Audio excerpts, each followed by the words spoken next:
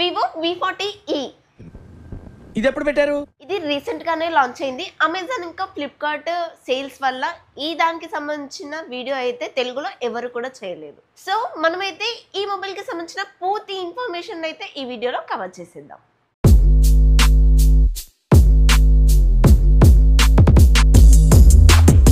Hi hello friends, welcome to our channel Priyanka techniques. ఈ రోజు ఈ వీడియోలో వచ్చేసి మనం V40 సిరీస్లోని చివరి మొబైల్ అయిన వివో V40e మొబైల్కి సంబంధించిన పూర్తి స్పెసిఫికేషన్ గురించి మాట్లాడుకుందాం.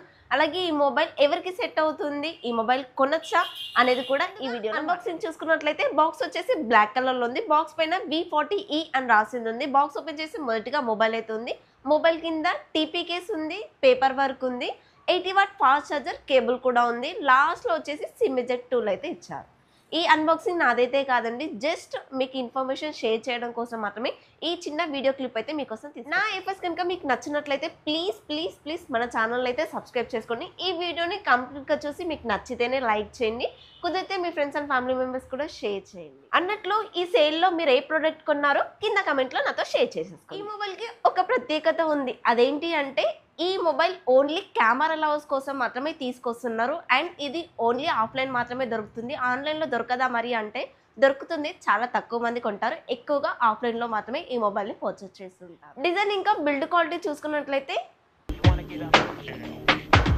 మిమ్మల్ని ఎక్కడో చూసినట్టుందండి. లేదండి, నేను ఎక్కడ చూడలేదు.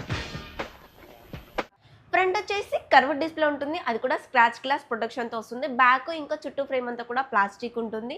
IP64 వాటర్ రేటింగ్ ఉంటుంది. ఇక బ్యాక్ సైడ్ కెమెరా డిజైన్ విషయానికి వస్తే లాస్ట్ టైం వచ్చిన V40 సిరీస్లో వచ్చిన మొబైల్స్ అన్ని డిజైన్లో కూడా ఇదే డిజైన్ అయితే కనిపిస్తుంది. అండ్ డ్యూయల్ స్పీకర్స్ ఉంటాయి. డాల్బీ విజన్, డాల్బీ అట్మాస్ అయితే సపోర్ట్ చేయదు. NFC సపోర్ట్ అయితే చేయదు. ఇన్ డిస్ప్లే ఫింగర్ ప్రింట్ సెన్సార్తో వస్తుంది. 185 గ్రామ్స్ వెయిట్ అయితే ఉంటుంది. 7.49 mm థిక్నెస్తో అయితే ఈ మొబైల్ ఉంటుంది. డిజైన్ అయితే బాగుంది. స్పెసిఫిక్గా ఈ కలర్ అయితే చూడడానికి చాలా బాగుంది. డిస్ప్లే విషయానికి వస్తే 6.77 ఇంచెస్ కర్వ్ డామలర్ డిస్ప్లే, 120Hz రిఫ్రెష్ రేట్ అయితే సపోర్ట్ చేస్తుంది. HDR10+ కూడా సపోర్ట్ చేస్తుంది.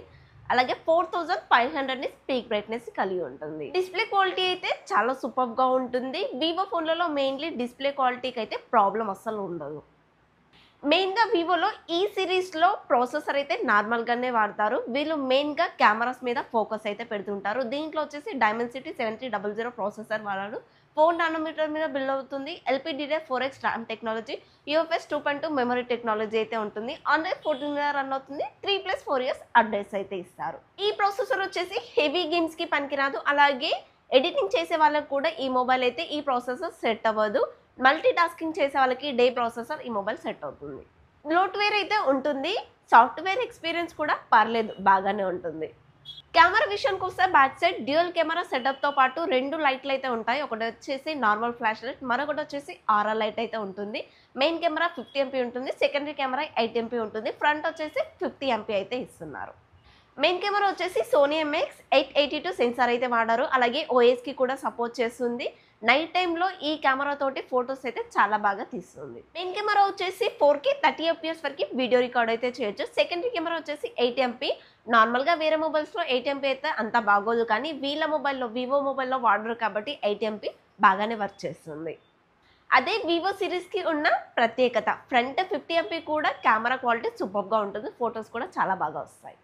ఫ్రంట్ 50 MP వచ్చేసి అల్ట్రా వైడ్గా, అలాగే 2x వరకు కూడా జూమ్ చేసుకోవచ్చు. సో మీకు కెమెరానే మెయిన్ ఇంపార్టెన్స్ అనుకుంటే కనుక ఈ మొబైల్ తప్పకుండా తీసుకోవచ్చు. Last but not least battery విషయం కోసం 5500 mAh battery, 80 watt fast charger అయితే సపోర్ట్ చేస్తుంది. ఈజీగా 40 నుంచి 45 మినిట్స్లో బ్యాటరీ అయితే ఫుల్ అయిపోతుంది. ఈ మొబైల్ తీసుకునే వాళ్ళు ఎలాగో గేమ్స్ ఆడరు కాబట్టి ఆ కాలిక్యులేషన్తో చెప్తున్నాను, ఈజీగా 1 డే అయితే ఈ మొబైల్ని ఆడేసుకోవచ్చు.